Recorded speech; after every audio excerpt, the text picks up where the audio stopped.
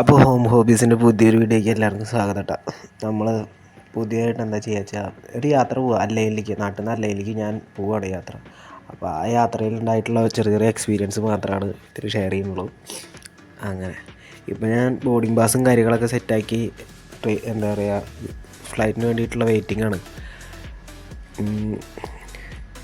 ഞാൻ ആദ്യമായിട്ട് കയറുന്ന കാരണം കുറേ കാര്യങ്ങളൊക്കെ ഞാൻ മിസ് ചെയ്തിരുന്നു കേട്ടോ. ഫ്ലൈറ്റ് എന്താ വെച്ചാൽ ചെവിട്ടിൽ ഫ്ലൈറ്റ് എടുക്കണ നേരത്തെ അതിൽ ഭയങ്കരമായിട്ട് ചെവിട്ടിൽ പ്രഷർ വരാറുണ്ട്.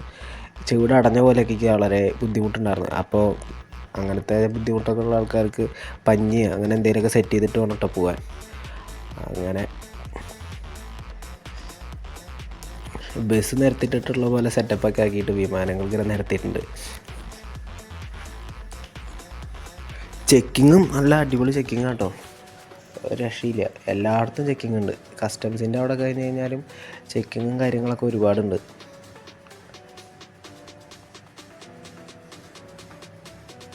ഇത് ക്യാബിൻ ക്രൂ മെമ്പേഴ്സാണെന്ന് തോന്നുന്നുണ്ട്. അവർ എല്ലാവരും ചെക്ക് ചെയ്യും, പാസ്പോർട്ടും പിന്നെ നമ്മുടെ ബോർഡിംഗ് പാസും കാര്യങ്ങളൊക്കെ.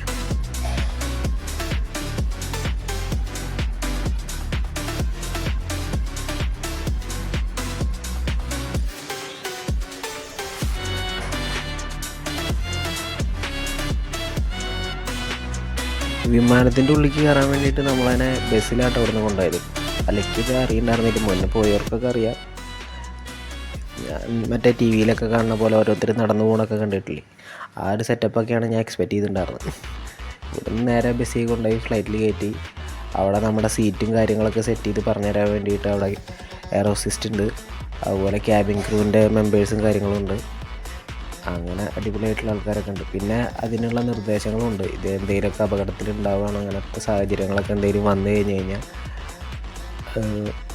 അതിനെ പ്രൊട്ടക്റ്റ് ചെയ്യാനുള്ള കാര്യങ്ങളൊക്കെ അവർ പറഞ്ഞു തന്നിട്ടുണ്ട്.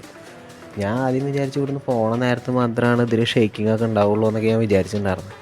പക്ഷേ ഇത് എന്താ പറയുക, ഒരു മിഡ് ലെവലിലേക്ക് എത്തിയപ്പോൾ സാധനം കിടന്ന് ഇങ്ങനെ ഇടയ്ക്കിടയ്ക്ക് കുലുങ്ങലൊക്കെ തുടങ്ങിയിട്ടുണ്ടായിരുന്നു. അപ്പോൾ ആദ്യമായിട്ട് പോണ കാരണം ഈ സാധനമൊക്കെ കൂടിയിട്ട് വീഴുമെന്നൊക്കെ ഞാൻ വിചാരിച്ചിട്ടുണ്ടായിരുന്നു. പിന്നെ അവിടെ ഉണ്ടായിരുന്ന ആൾക്കാർ, ആ അപ്പുറത്തിരിക്കുന്ന മൂന്നാമത്തെ ഏട്ടൻ, ആൾ നല്ല എക്സ്പീരിയൻസ്ഡ് ആയിട്ടുള്ളായിരുന്നു. 15 വർഷമായിട്ട് ഇവിടെ ദുബായിലുള്ള ആളാണ്. അപ്പോൾ ആൾ പറഞ്ഞു ഇത് കുഴപ്പമൊന്നും വലിയ ധൈര്യമായിട്ടുണ്ട്, എല്ലാറ്റിനും ഉണ്ടാവുന്നതാണ്. നല്ല ഫ്ലൈറ്റൊക്കെ ആണെങ്കിൽ കുറച്ചും കൂടി സ്മൂത്തും കാര്യങ്ങളൊക്കെ ആയിരിക്കും. ഇത് എയർ ഇന്ത്യ അങ്ങനത്തെ ഒക്കെ കാരണം അങ്ങനെയാണ് അതിൻ്റെ കാര്യങ്ങളെന്നൊക്കെ പറഞ്ഞു. അങ്ങനെ നമ്മളല്ലേ എല്ലാ എയർപോർട്ടിലെത്തി. ഇവിടെ കുറച്ചും കൂടെയൊക്കെ സിമ്പിളായിരുന്നു കേട്ടോ. നമ്മുടെ അവിടത്തേക്കാളും എന്താ പറയുക, പെട്ടെന്ന് പ്രൊസീജിയേഴ്സ് കഴിഞ്ഞു. ഒരു അധികം പരിപാടിയൊന്നും ഇല്ല. വരിക, വേഗം വയ്ക്കുക, പോരുക, വേറെ പരിപാടിയൊന്നും ഉണ്ടായിരുന്നില്ല. അവിടുന്ന് പിന്നെ ചേച്ചി വന്നിട്ടുണ്ടായിരുന്നു കേട്ടോ. ആൾ ടാക്സിയിലായിട്ട് വന്നിട്ടുണ്ടായിരുന്നു. സ്ഥലങ്ങളൊക്കെ വളരെ രസകരമാണ്. അല്ലയിലായ കാരണം കുറച്ചും കൂടെയൊക്കെ ഗ്രീനറിയൊക്കെ ഉണ്ടാവുമെന്ന് ചേച്ചി പറഞ്ഞു. ബാക്കി എങ്ങനെയാണെന്ന് എനിക്കറിയില്ല. ബാക്കിയുള്ള കാര്യങ്ങളും എല്ലാവരും നോക്കി നോക്കാം നമുക്ക്. അപ്പം എന്നാൽ ശരി, വേറൊരു വീഡിയോ ആയിട്ട് പിന്നെ കാണാം. ബൈ.